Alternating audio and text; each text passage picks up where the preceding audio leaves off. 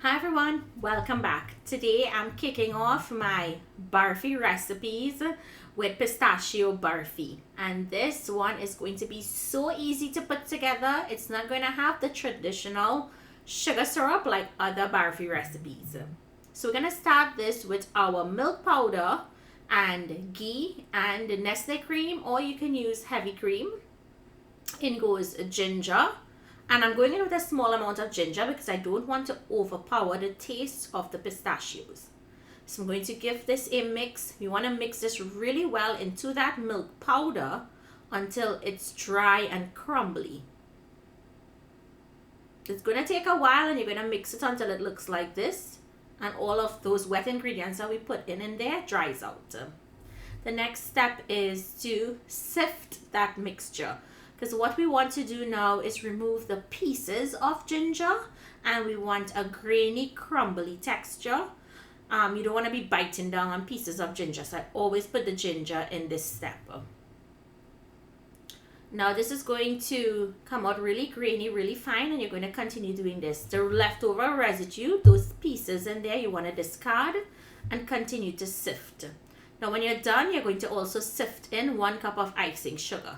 Now for me, 1 cup of icing sugar is the perfect equivalent to put with 4 cups of milk powder. If you wanted it sweeter, you can add some more.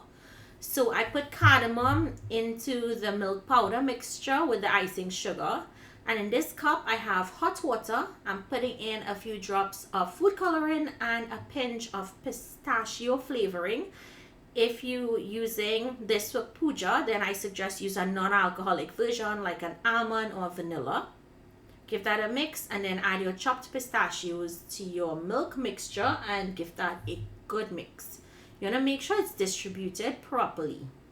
Now you're going to add in that syrup, colored syrup that we created. And you see we're using water and icing sugar as our syrup replacement. So you're going to add a little at a time and keep mixing until it comes together and it can hold together. Here you can taste it, and if it's not sweet enough for you, add some more icing sugar before you pour it out into your pan. Once you pour it out into the pan, and I'm using a 9x9 square pan, and I made this pretty thick, you're going to level that off evenly and then start pressing it down to compact it. If you don't press it down properly, it's going to break apart when you try to cut it and remove it from the pan. Now this sets up overnight, and let me tell you all how heavenly it smells. We're going to garnish with some more chopped pistachios and press that into the barfi. And all we have to do now is allow it to set up overnight, and once it's set up, then we can go ahead and cut into it. It has a really light green color. It's so beautiful. So it's set up, and I'm going to go ahead now and cut it into small pieces. And this makes 30 pieces. So if you guys wanted to double or triple this recipe, you can.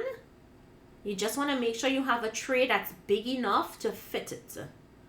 And there you have it. Pistachio barfi, my way, the easy way without that sugar syrup. So I hope you guys try this recipe. Comment down below. Let me know what you think.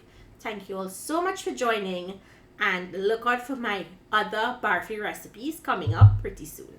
Bye everyone.